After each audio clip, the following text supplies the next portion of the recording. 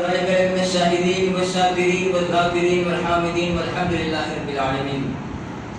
میرے آقا کے دیوانوں، شمع رسالت کے پروانوں، اولیاء اور امت کے جانثاروں، آئیے ہم اور آپ مل کر اس آقا نامدار مکہ مدینے کے تاجدار، دونوں عالم کے غمگسار، سید ابرار واقعار، نائب پروردگار، نور کی آنکھوں کے تارے، کشتی ملت خیر خاری، کونین میں سب سے انوکھے اور سب سے نرالے وہ آقا کے جن کی بارگاہ میں صدیق اکبر آئے تو صداقت کے تاجدار بنے، وہ آقا کے جن کی بارگاہ میں عجمی آیا تو اس کا مقدر کا ستارہ چمک اٹھا، وہ آقا کے جن کی بارگاہ میں ذرہ آیا تو زر بن گیا، وہ آقا کے جن کی بارگاہ میں بلال حبشی آئے تو رشک قمر بن گئے، وہ آقا کے جن کی بارگاہ میں جو آتا گیا اس کو پیارے نبی صلی اللہ تعالی علیہ وسلم چمکا ہوا ایک ستارہ بناتے چلے گئے. اسی آقا کی بارگاہ بیکت کا نام ہے، عقیدت المحبت کا ثبوت دیتے ہوئے بارگاہ رسالت کا درود پاک پڑھے. اللهم صل علی سیدنا مولانا محمد وعلى آل محمد كما تحب وترضى ان تصلوا عليه صلاة وسلام عليك يا رسول الله صلی اللہ تعالی علیہ وسلم. حقیقت میں وہ لطف زندگی پایا نہیں کرتے، حقیقت میں وہ لطف زندگی پایا نہیں کرتے جو یاد مصطفیٰ سے دل کو بہلایا نہیں کرتے، جو یاد مصطفیٰ سے دل کو بہلایا نہیں کرتے. ارے یہ دربار محمد ہے، یہاں اپنوں کا کیا کہنا، یہ دربار محمد ہے، یہاں اپنوں کا کیا کہنا. یہاں سے ہاتھ خالی غیر بھی جایا نہیں کرتے، یہاں سے ہاتھ خالی غیر بھی جایا نہیں کرتے. حضرات محترم، جس آیت کریمہ کی تلاوت کرنے کا میں نے شرف حاصل کیا ہے، اللہ رب العزت کلام مجید کے اندر ارشاد فرماتا ہے محمد رسول اللہ. اس کا مطلب یہ ہوتا ہے کہ محمد صلی اللہ تعالی علیہ وسلم اللہ تبارک و تعالی کے رسول ہے. حضرات محترم، رسول پاک صلی اللہ تعالی علیہ وسلم کے دور حاضری کے اندر وہ منظر کتنا پیارا منظر ہوگا کہ جب آقا علیہ السلام ایک سورج کی مانند تشریف فرما ہو اور سارے صحابہ ستاروں کی طرح جگمگا رہے ہو. وہ منظر کتنا ہی پرکشش اور کتنا ہی دل عزیز ہوگا کہ اس وقت میں آقا علیہ السلام کی پیارے پیارے لبوں سے رحمت کے پھول برساتے ہوں گے اور پیارے پیارے صحابہ اپنے نورانی کانوں سے آقا علیہ السلام کی آوازیں سنتے ہوں گے. وہ منظر کتنا پیارا ہوگا جب مدینے کی گلیوں کے اندر آقا علیہ السلام کا گزر ہوتا ہوگا اور وہ زمین، وہ سرزمین آقا علیہ السلام کے قدم کو بوسہ دیتی ہوگی.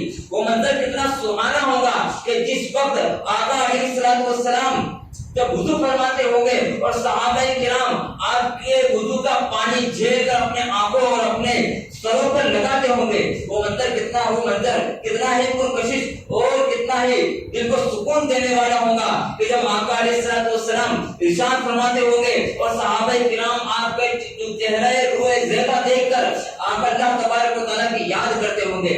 وہ منظر کتنا ہی سہانا ہوگا. اسی لیے تو اعلیٰ حضرت فرماتے ہیں کہ حاجیو آؤ شہنشاہ کا روزہ دیکھو، کعبہ تو دیکھ چکے، کعبے کا کعبہ دیکھو اور سمجھ کر پاؤ رکھنا حاجیو شہر مدینہ ہے، سمجھ کر پاؤ رکھنا حاجیو شہر مدینہ ہے، کہیں ایسا نہ ہو سارا سفر بیکار ہو جائے. یہ دربار محمد ہے. حضرات محترم، اس صحابہ کی پیاری پیاری جماعت کے اندر کہیں پر صدیق اکبر جگہ فرمائے، کہیں پر عمر فاروق وہاں پر تشریف فرمائے، کہیں پر عثمان غنی، کہیں پر مولا علی، کہیں پر حضرت ابو ہریرہ، کہیں پر حضرت ابو طلحہ، نہ جانے کتنے صحابہ کرام کا جھرمٹ موجود ہے. اور صحابہ کا جو عشق ہے وہ ایسا عشق تھا کہ صحابہ وہ صحابہ جن کی ہر صبح عید ہوتی تھی، خدا کا ذکر کرتے تھے، نبی کی دید ہوتی تھی.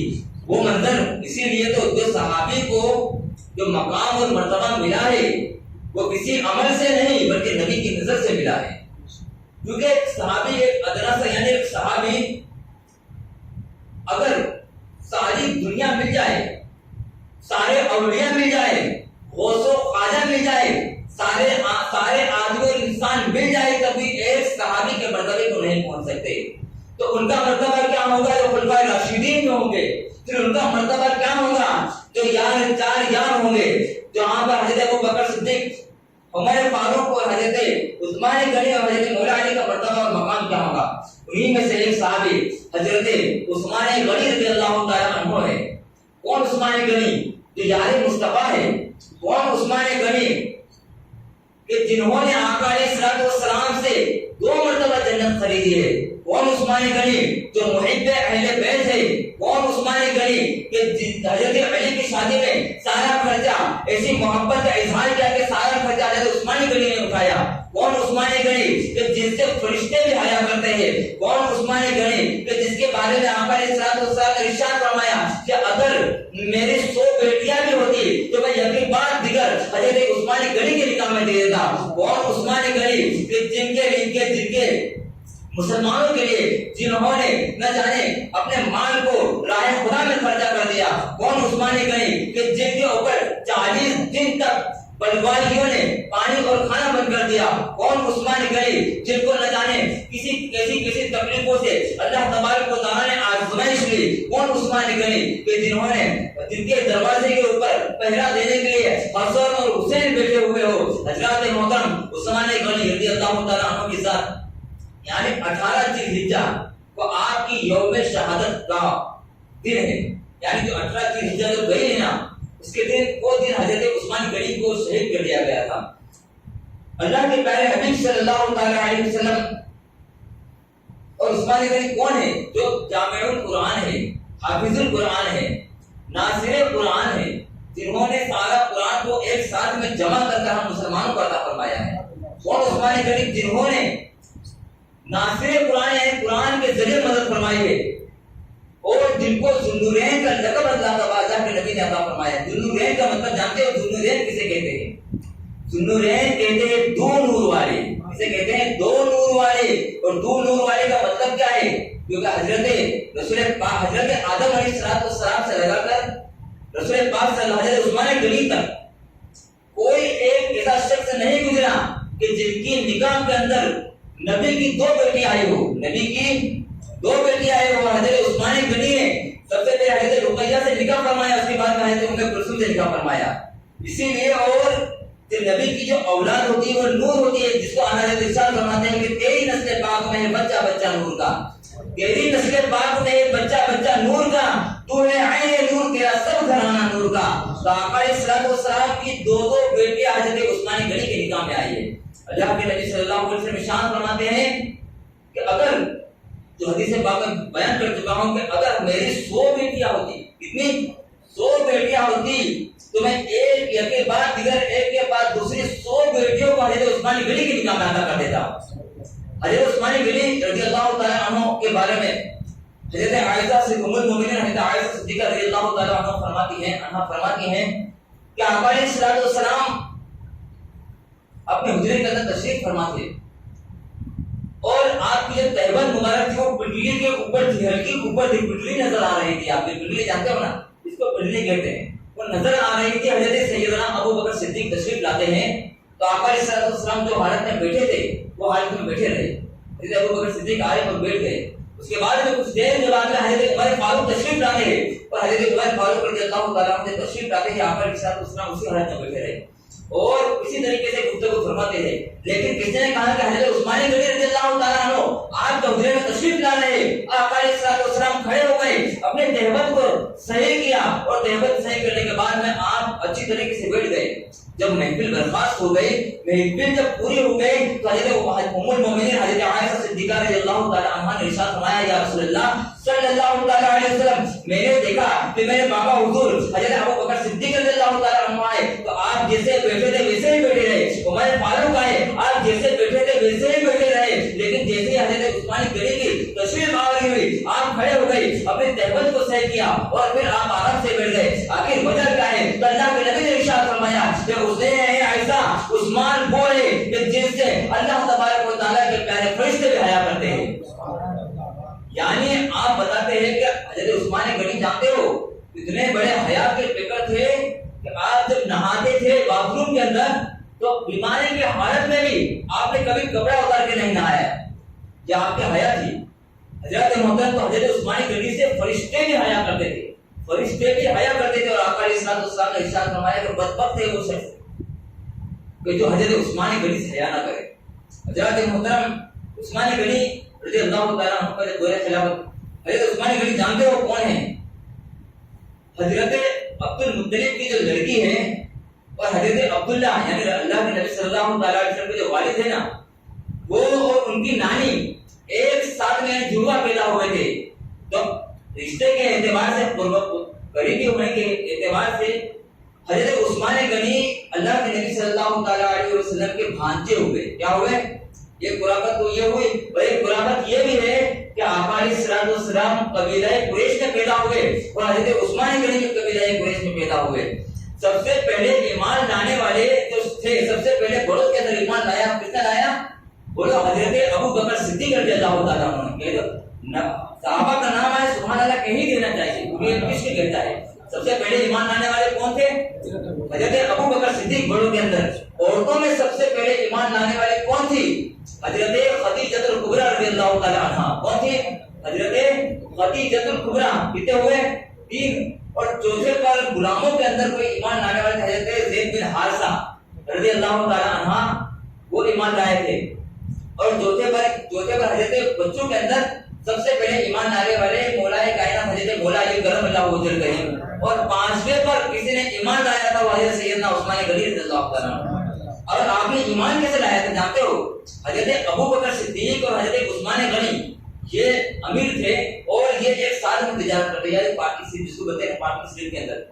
تو حضرت ابو بکر صدیق رضی اللہ تعالیٰ عنہ حضرت عثمان غنی کے پاس گئے اور ارشاد فرمایا کہ اے عثمان غنی، اے عثمان، میں نے ہر سودے کے اندر تیرا ساتھ دیا ہے، ہر سودے میں تیرا ساتھ دیا ہے، جہاں پر بھی منافع ہوا میں نے تیرا ساتھ دیا ہے. اور تو نے جو سودا کیا میں نے بے جھجک قبول کیا. اور میں جو سودا کرتا ہوں وہ تو بے جھجک قبول کر لیتا ہے. آج میں نے ایک ایسا ہی سودا کر دیا ہے. عثمان غنی نے کہا کہ بس تو نے کر لیا ہے ابو بکر، تو نے کر لیا ہے، میں نے بھی کر لیا. حضرت ابو بکر صدیق نے کہا پہلے سودا تو سن نے سودا ہوا کیا ہے؟ کہا کہ کیا سودا ہوا؟ فرمایا کہ میں آقا علیہ الصلوۃ والسلام پر ایمان لے کر آیا ہوں. میں آقا علیہ الصلوۃ والسلام پر ایمان لے کر آیا ہوں اور میں چاہتا ہوں کہ تو ہر سودے کے اندر میرا ساتھ تھا، اس ایمان والے سودے کے اندر بھی تو میرا ساتھ آ جائے. حضرت عثمان غنی رضی اللہ تعالیٰ عنہ نے فوراً رسول پاک کے بارگاہ میں تشریف لے گئے اور پڑھ لیا اشہد ان لا الہ الا اللہ و اشہد ان محمد رسول اللہ. کیا حضرت عثمان غنی کی شان ہے؟ حضرت عثمان غنی جانتے ہو حضرت عثمان غنی انسان خرچہ کرتا ہے. رسول پاک صلی اللہ تعالیٰ علیہ وسلم کے زمانے کے اندر ایک صحابی، ایک شخص آیا اور آقا علیہ السلام کی بارگاہ میں عرض کرنے لگا یا رسول اللہ صلی اللہ تعالیٰ علیہ وسلم مجھے کچھ دے دیجئے، کچھ عنایت کر دے، کچھ مجھے عطا کر دے، میں بہت مفلس ہوں، بہت ہی لاچار ہوں. آقا علیہ السلام نے ارشاد فرمایا کہ جا عثمان کے پاس چلا جا. جب حضرت عثمان غنی کے پاس وہ شخص جاتا ہے تو جب دروازے پر پہنچتا ہے کہ اندر سے آواز ہی آتی ہے. حضرت عثمان غنی اپنے غلام کو ڈانٹ رہے تھے، اپنے غلام کو ڈانٹ رہے تھے کہ تو نے جو چراغ جلایا ہے وہ چراغ کی بتی کو تو نے آگے لمبی کیوں کر دیا؟ کیونکہ لمبی کرنے سے جو چراغ کا تیل ہے وہ زیادہ جل گیا ہے. جب وہ شخص نے سنا کہ یہ تو صرف بتی کے لیے اپنے غلام کو ڈانٹ رہے ہیں اور بول رہے ہیں تو یہ کیا معاملہ ہے، وہ چلے گئے اور واپس چلے جاتے ہیں. جب دوسرے دن جب آقا علیہ السلام کی بارگاہ میں آتے ہیں تو پھر عرض کرتے ہیں کچھ عطا کر دیجیے. کہا کہ جا حضرت عثمان کے پاس چلا جائے. پھر وہ جاتے ہیں تو کیا دیکھتے ہیں کہ آج حضرت عثمان غنی کی پھر سے آواز سنی. اور آواز کیا سنی کہ حضرت عثمان غنی کرم اللہ وجہہ، حضرت عثمان غنی رضی اللہ تعالیٰ عنہ اپنے بیوی کو ڈانٹ رہے تھے کہ جو سالن ہے اس کے اندر نمک کے کچھ کھڑے زیادہ گر گئے. وہ پھر پریشان ہوئے کہ جو صرف نمک کے چند کھڑے زیادہ گرنے سے اپنی بیوی کو ڈانٹ رہے ہیں، کبھی اپنے غلام کو ڈانٹ رہے ہیں، مجھے کیا دیں گے؟ چند کھڑے کی وجہ سے وہ چلے جاتے ہیں. کہا کہ جانا اور اب لے کر ہی آنا. حضرت جب وہ شخص آتے ہیں اور جانے کے بعد میں جب وہاں پر پہنچتے ہیں تو پہنچنے کے بعد میں وہ عرض کرتے ہیں کہ عثمان غنی میں آقا علیہ السلام نے مجھے بھیجا ہے. اور ایسا ڈرتے بولتے ڈرتے ہو اپنے دل میں کہ یار یہ کیا دیں گے، مجھے کیا دیں گے، یہ جو ان کا معاملہ کچھ ایسا ہے. وہ اتنا سننا تھا کہ حضرت عثمان غنی کھڑے ہو جاتے، اس کا ہاتھ پکڑتے ہیں اور جہاں پر خزانہ رکھا ہوا تھا وہاں پر لے کر چلے جاتے ہیں. اس کی شادی کا مسئلہ تھا، وہ شخص کی کہ شادی کر جا کر کہا کہ ساتھ جا اور ایک خزانے میں جتنا ہے جتنا چاہے تو لے لے. وہ تعجب ہو جاتا کہ یہ کیا معاملہ ہے، یہ سارا خزانہ میرے سامنے کھول دیا.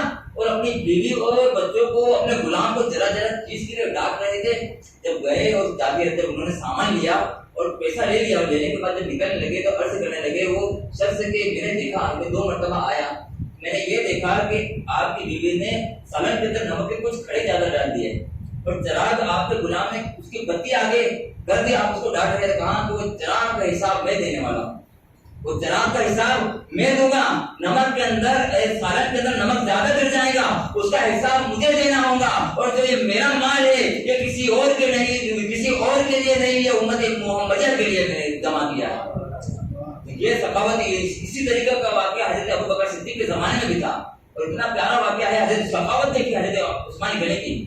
اللہ کے نبی حضرت ابو بکر صدیق کے زمانے کے اندر 65 سالی، وہ وقت ایسا تھا کہ پانی نہیں گرتا تھا، کہیں پر کچھ سامان نہیں ملتا تھا، تو حضرت ابو بکر صدیق کے پاس میں لوگ آئے، کہنے لگے کہ سارے کا سارے لوگ بھوک سے مر رہے ہیں، بھوک اور پیاس سے مر رہے ہیں، کچھ انتظام فرمائے۔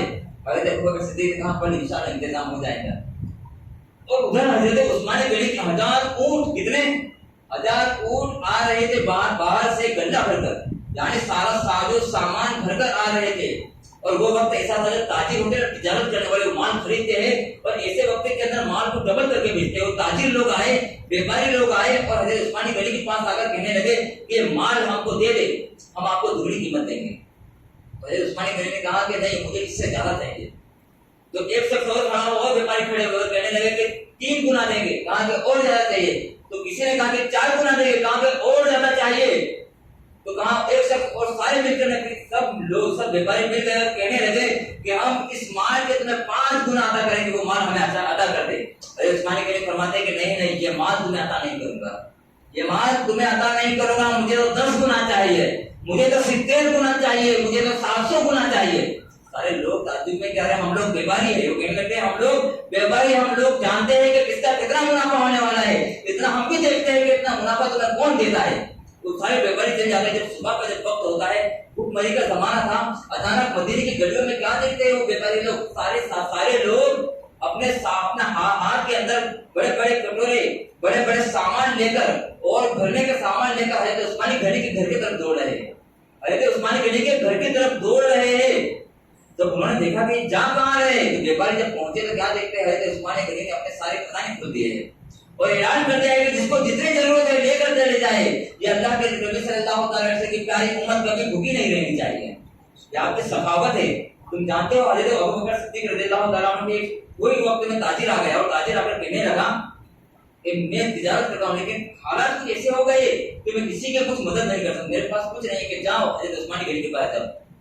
تم جانتے ہو پیار دیکھو، اللہ کے نبی کے پاس میں کوئی آتا تھا تو اللہ کے نبی فرماتے جاؤ عثمان کے پاس جاؤ، حضرت ابو بکر صدیق کے پاس کوئی آتا تھا تو حضرت ابو بکر صدیق فرماتے تھے جاؤ عثمان کے پاس جاؤ، عمر کے پاس میں کوئی آتا تھا حضرت عمر فرماتے تھے جاؤ عثمان کے پاس جاؤ۔ وہ شخص آتا ہے حضرت عثمان غنی کے پاس میں، کیا دیکھتا ہے کہ وہ وہی چیز دیکھتا ہے کہ اپنی بیوی کو حضرت عثمان غنی ڈانٹ رہے ہیں کہ وہ میٹھا شہد اور دودھ ملا کر پی رہے تھے، کہا کہ یا تو تم دودھ پیو یا تو شہد پیو، دونوں ایک ساتھ مت پیو۔ وہ چلے جاتے ہیں، کہا کہ جاؤ اور جا کر کہنا کہ پھر وہ شخص پھر واپس چلا جاتا ہے اور پھر حضرت ابو بکر صدیق بھیجتے کہ آپ چلے جانا اور کہنا عرض کرنا۔ جب وہ جاتا ہے شخص وہ کہنے لگتا ہے کہ میں تاجر ہوں، ایسا ایسا فلانا مسئلہ ہے، تو حضرت ابو فرماتے ہیں، وہ شخص فرماتے ہیں کہ جو سب سے پہلے میرے لیے کوئی چیز آئی نا وہ دودھ اور شہد ملا کر مجھے پیش کیا گیا۔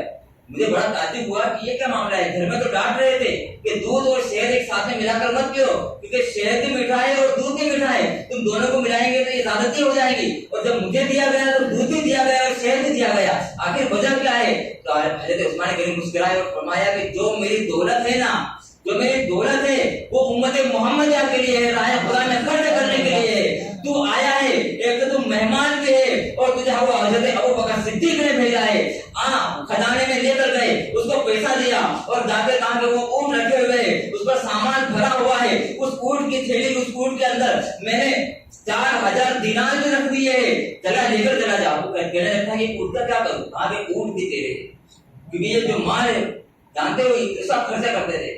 ہم لوگ ایک مرتبہ رسول پاک کی بارگاہ میں حضرت عثمان غنی تشریف لائے اور عرض کرنے لگے یا رسول اللہ دعا کر دیجیے کہ میرے دولت کی کمی آ جائے۔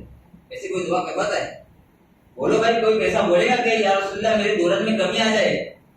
ہم لوگ تو چاہتے ہیں کہ ہمیں دولت ملے اور جتنی چاہے ملے، کمی ہے، لیکن حضرت عثمان غنی چاہتے ہیں عرض کرتے ہیں یا رسول اللہ دعا کر دیجیے کہ میری دولت کے اندر کمی آ جائے. فرمایا کیوں؟ کہا کہ میری دولت کی وجہ سے میں عبادت نہیں کر پا رہا ہوں. اتنی عبادت کرنے والے وہ یہ عرض کر رہے ہیں کہ دولت کی وجہ سے میں عبادت نہیں کر پا رہا ہوں. اللہ کے نبی ہاتھ اٹھانے والے تھے حضرت جبریل امین تشریف لے کر آتے ہیں. حضرت جبریل امین آ جاتے ہیں اور عرض کرتے ہیں یا رسول اللہ صلی اللہ تعالی علیہ وسلم آپ حضرت عثمان غنی کے لیے دعا نہ کیجیے. آپ کیوں؟ کہ عثمان جو ہے وہ اللہ کی راہ میں خرچہ کرتا ہے اور ہم اس کی دولت کو بڑھا دیا کرتے ہیں. عثمان تم جانتے ہو یہ دولت بڑھنے کا سب سے پیارا نسخہ یہی ہے. صرف ایک بات نہیں ہزاروں بہت ساری حدیث ملے گی. ہم لوگ اب یہاں پر صرف ہماری مسجد کا معاملہ دیکھ لو نا تو آگے میں دیکھا ہوں کو 1270 روپے مسجد کی گلہ ہے. جانتے ہو 1270 روپے گلہ صرف مسجد کا ہے. تو دولت نہ تو اللہ کی راہ میں خرچہ جتنا خرچہ کرو گے وہ ملنے کی گارنٹی اتنی زیادہ ہے. ہم لوگ دن کے اندر میں میرا حصہ بتا دوں نا میرے اتنا زیادہ میرے پاس پیسہ ہے کچھ ہی نہیں. جو کھا رہے جو مل رہا ہے وہی کھا رہے ہیں. لیکن میرا جو چھوکرا ہے میرا دو ایک بیٹا ایک بیٹی 50 سے 60 روپیہ اس کو لگتا ہے. یہ منگاتے وہ منگاتے لگتا ہے. سب کا یہ معاملہ ہے میرا اکیلے کا نہیں. اور خود کا خرچہ کتنا ہوگا ہر دن کا. لیکن مسجد کی جب باری ہے خدا میں دینے کے تو ہم سارا گاؤں مل کر 1270 روپے دیا مسجد کے اندر. بھائی تعجب کی بات ہے کہ نہیں. اور حضرت عثمانی کے لیے دعا کروا رہے ہیں کہ میرا مال کو راہ خدا میں خرچہ کرنے کے لیے یہ ثقافتی ہو تو پھر حضرت عثمانی غنی جیسا ہو کہ دے تو اللہ کی راہ میں دل کھول کے دے. جب بھی باری آئے نا تم جانتے ہو حضرت عثمانی غنی نے 2 مرتبہ اللہ کے نبی سے جنت خریدی. کتنی مرتبہ؟ 2 مرتبہ. بہت لمبے واقعہ ہے. ایک مرتبہ بیر روما خریدا اللہ. اور ایک مرتبہ جب اللہ کے نبی صلی اللہ علیہ وسلم کے موقع پر رغبت دلا رہے کون ہے جو اللہ کی راہ میں خرچہ کرے. حضرت عثمانی غنی نے ہاتھ اٹھایا اونچا کیا اور کھڑے ہو گئے اور کہنے لگے یا رسول اللہ صلی اللہ علیہ وسلم میری طرف سے 100 اونٹ بیت المال کے اندر جمع کر دو. پھر اللہ کے نبی نے ارشاد فرمایا کون ہے جو اللہ کی راہ میں خرچہ کرے. حضرت عثمانی غنی پھر کھڑے ہو گئے اور عرض کرنے لگے کہ یا رسول اللہ صلی اللہ علیہ وسلم میری جانب سے بیت المال کے اندر 200 اونٹ مال سامان کے عطا کرتا ہوں. اس کے بعد پھر اللہ کے نبی نے رغبت دلائی تو کون ہے جو اللہ کی راہ میں خرچہ کرے. پھر حضرت عثمانی غنی رضی اللہ تعالیٰ عنہ کھڑے ہو گئے اور ارشاد فرمایا کہ یا رسول اللہ صلی اللہ تعالیٰ علیہ وسلم 300 اونٹ سامان کے ساتھ میں بیت المال کے اندر جمع کرتا ہوں. یہ عثمانی غنی کی سخاوت ہے. ہم لوگ ہمارا دیکھیے ہم لوگ کہیں پر بھی غریب جب انسان کے پاس پیسہ نہیں ہوتا ہے تو سب سے بات کرتا ہے کیسے ہے کیا ہے. لیکن جیسے پیسہ آ جاتا ہے تو بچ کے جاتا ہے کہیں کوئی مجھے دیکھنا دے کوئی غریب مجھے پوچھنا دے کہیں مانگ لے گا.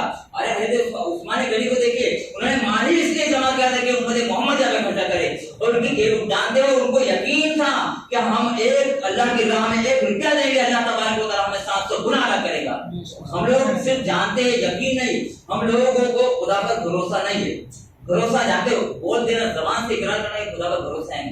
یہ بھروسہ دل سے ہونا چاہیے کہ لوگ یہ لے جاؤ یہ دیا میں نے 1200 روپے مسجد کے اندر دے کر. آپ کیا سوچے 8 دن کے اندر ہم لوگ سارا گاؤں مل کر 1200 روپے مسجد کے اندر وہ دھندا ہوتا ہے. آپ کو دل کھول کر خرچہ کرو. یہی تو وہ ہے ہمارے دولت بڑھانے کا طریقہ. یہ نسخہ میں نہیں بتا رہا ہوں کہ میں بول رہا ہوں میری زبان سے. یہ اللہ اور اللہ کے نبی کا فرمان ہے کہ اللہ کے راہ میں 1 روپیہ دے گا اللہ تبارک و تعالیٰ سے 700 گنا ادا کرے گا. ہم لوگوں کی چاہیے ہے. اور حضرت عثمانی غنی کی بہت لمبے واقعات ہیں. آپ کو بہت دردناک طریقے سے شہید فرمایا گیا ہے. انشاءاللہ وقت ملے گا تو بیان کروں گا. اللہ کی بارگاہ میں دعا ہے کہ اللہ تبارک و تعالیٰ ہمیں مال عطا کرے تو ہمیں دینے کی طاقت عطا کرے. اللہ کی بارگاہ میں دعا ہے کہ ہمیں کردار حضرت عثمان غنی ہمیں عطا فرمائے. اللہ کی بارگاہ میں دعا ہے مولا کرام تمام اولیاء کرام کا فیضان ہمارے سروں پر سایہ عطا فرمائے. السلام علیکم ورحمۃ اللہ وبرکاتہ.